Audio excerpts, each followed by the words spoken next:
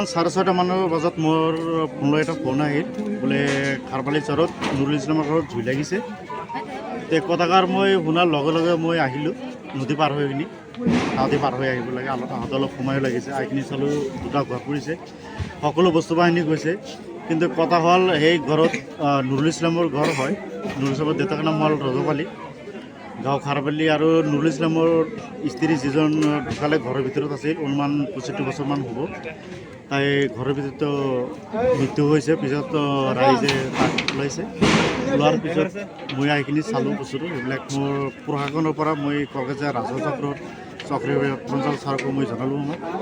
আমাৰ ফিল্ড অফিচাৰক জনালোঁ, এলএমক জনালোঁ, আমাৰ কলকাতা থানা ভাৰপ্ৰাপ্ত হালাই ছাৰকো মই কথাটো অৱগত কৰিছোঁ।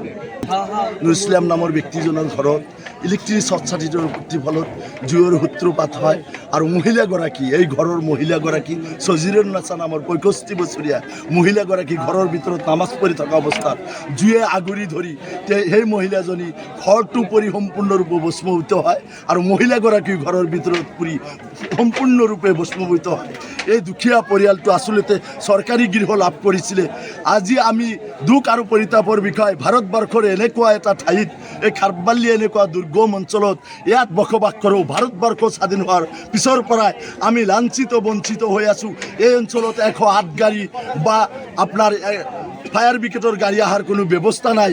আজি এনেকুৱা নিৰ্বাচনৰ সময়ত বিভিন্ন ধৰণৰ প্ৰতিশ্ৰুতি আৰু প্ৰলোভন দেখুৱাই আমাৰ এই সহজ সৰল মানুহৰ ভোট লয়। কিন্তু নিৰ্বাচন পাৰ হৈ যোৱাৰ পিছত এই খাৰবালি গাঁওখন সকলো জনপ্ৰতিনিধিয়ে মাহি দৃষ্টিৰে চাইছে। তাৰ বাস্তৱ উদাহৰণ আজি এই সজিৰুন্নেছা যে আজি ঘৰত জুই লাগি মৃত্যুবৰণ কৰিলে। আজি এই ইতিমধ্যে দুটা ঘৰ সম্পূৰ্ণৰূপে ভস্মীভূত হৈছে।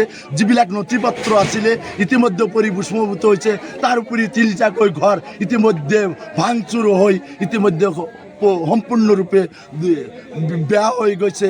গতিকে মই অসম চৰকাৰক আৰু বিভিন্ন অৰাজনৈতিক সংগঠনক বিশেষভাৱে অনুৰোধ জনাইছোঁ, এই দুখীয়া পৰিয়ালটোক সহায় কৰিবলৈ বিভিন্ন স্বেচ্ছাচাৰী সংগঠন আছে, তেওঁলোকে আগবাঢ়ি আহক। এই দুখীয়া মানুহটো কেইবাবাৰো গৰাখহনীয়াৰ কবলত পৰি ইয়াত বেলেগৰ মাটিত আশ্ৰয় লৈ এই মানুহজনে বসবাস কৰি আছে। এনেকুৱা দুখীয়া মানুহক আজি তেওঁৰ ঘৰটো সম্পূৰ্ণৰূপে ভস্মীভূত হ'ল। তেওঁৰ গৈনিকজনীও ইতিমধ্যে মৃত্যুবৰণ কৰিলে জুইৰ প্ৰতিফলত। আজি এনেকুৱা দুৰ্গম অঞ্চলত আজি 108 গাড়ী নাহে।